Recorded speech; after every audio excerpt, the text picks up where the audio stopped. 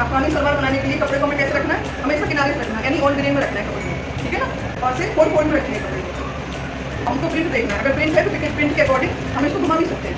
फिर हम of grain में बनाएंगे, कोई सा भी कपड़ा होगा बिना किनारे के नहीं काटना है। हम उन कपड़े को बराबर इक्वल करेंगे और इसकी लेंथ लेंगे। लंबाई कैसे लेंगे, देखो हमारी 2 इंच का बेल्ट लगेगा ऊपर और 2 इंच का ही पोंछा बनेगा, ठीक है ना।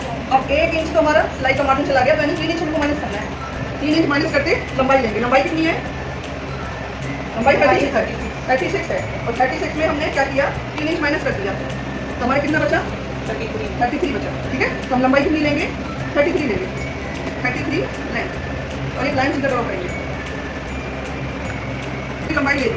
अब लंबाई लेने के बाद हमें क्या करना है कि कपड़ा हमें पूरी लेना है, ठीक है। ये जितना भी है इतनी इसकी सारी प्लेटें आएंगी, है ना, आसन की तरफ से आएगा, ये उठा हुआ है।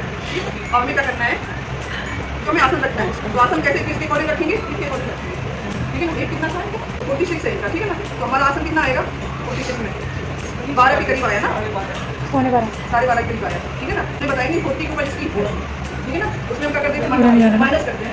40 के ऊपर कितना करेंगे आदमी, और 45 के ऊपर कितना करेंगे, पूरा माइनस कर देंगे 1.5 इंच, ठीक है।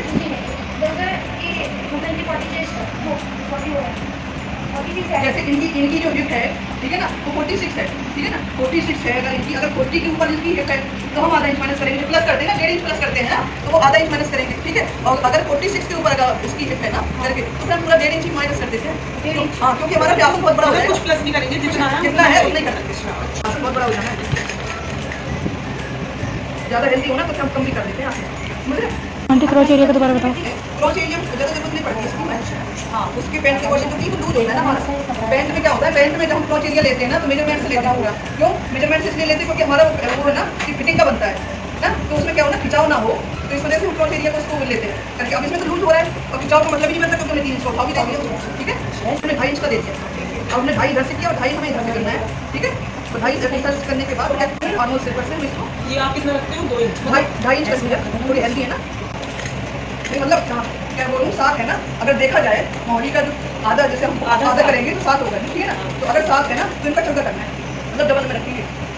अगर हमने 7 इंच की मोहरी बन रही है ये, अगर 7 इंच की मोहरी बन रही है ये, ठीक है, तो हमें मोहरी यहीं से बनानी है, छोटी छोटी गैजेट्स बनेंगी ना, तो ये पूरा आ जाएगा, ठीक है।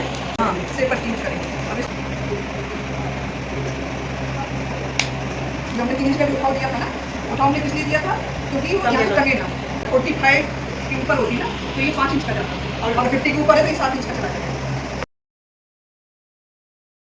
निकला लेंगे प्लेटें, यानी हमारी प्लेटें कितनी प्लेट जानी, 14 प्लेट जानी, 14 प्लेटें 7 इंच की दूरी पे जानी है, ठीक है ना। और दूरी कितनी रखनी है हमें बीच का गैप, आधा इंच का, आधा इंच पर फिर हम 1 प्लेट डालेंगे, फिर आधा इंच पर फिर 1 प्लेट डालेंगे। पीछे हम देखेंगे, नापेंगे कितना कपड़ा जा रहा है, हमारा इतना कपड़ा जा रहा है पीछे, ठीक है ना। अब हम 2 इंच की फिर प्लेटें डालेंगे, 4 इंच का हम इसमें कपड़ा और निकालेंगे ना।